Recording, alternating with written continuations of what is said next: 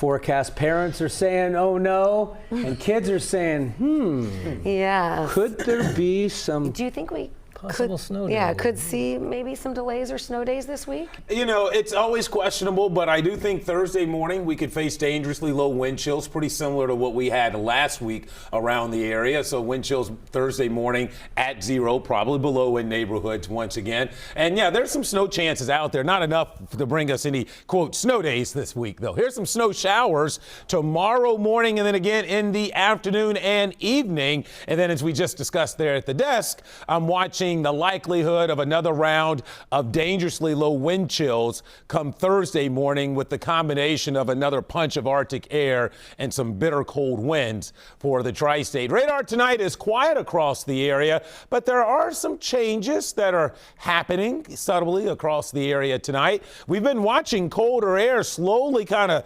overtake the rest of the region.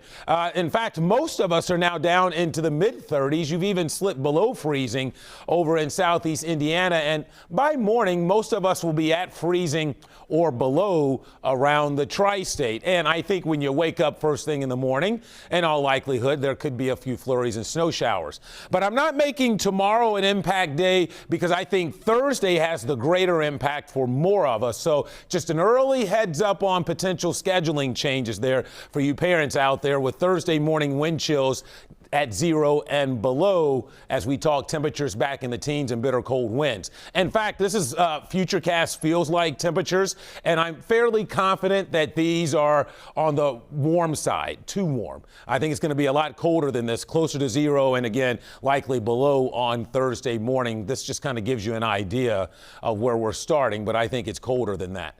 The other big story here: 2 opportunities for snow tomorrow. One first thing in the morning, and then I think probably of greater impact tomorrow evening, potentially. This is what I'm watching here. I think after 3 or 4 a.m., we'll start to watch the potential for some flurries, snow showers to begin to develop. Now, we're going to be right around freezing, okay? The ground got a little bit of a recovery with the warm weather we've had over the weekend. In addition, anything in the morning should be very light. So I'm not really concerned about travel impacts for your Wednesday morning. Never say never, especially the farther east you are. You always have to watch any elevated surface, but I don't think we're looking at widespread problems in the morning. Then we get kind of mostly cloudy and windy throughout the day. And tomorrow evening, as the Arctic air begins to approach, there will likely be yet a renewed development of scattered snow showers around the area. They could be locally intense at times. Probably the greatest impact, a reduction to visibility. And as it gets dark with colder temperatures, there could be a light dusting from any concentrated area of snow shower activity. And that may be enough for some elevated surfaces to become a little problematic in the evening and night tomorrow. But I'm really more concerned, to be honest with you, with the dangerously low wind chills. I think that's going to have a greater impact for most of us. So here we are, 34 in Cincinnati. There's a northwest wind. It's a lot colder out there than the 50 we had earlier this afternoon. So temperatures are already beginning to tumble, and there's your increasing chances for some flakes towards morning.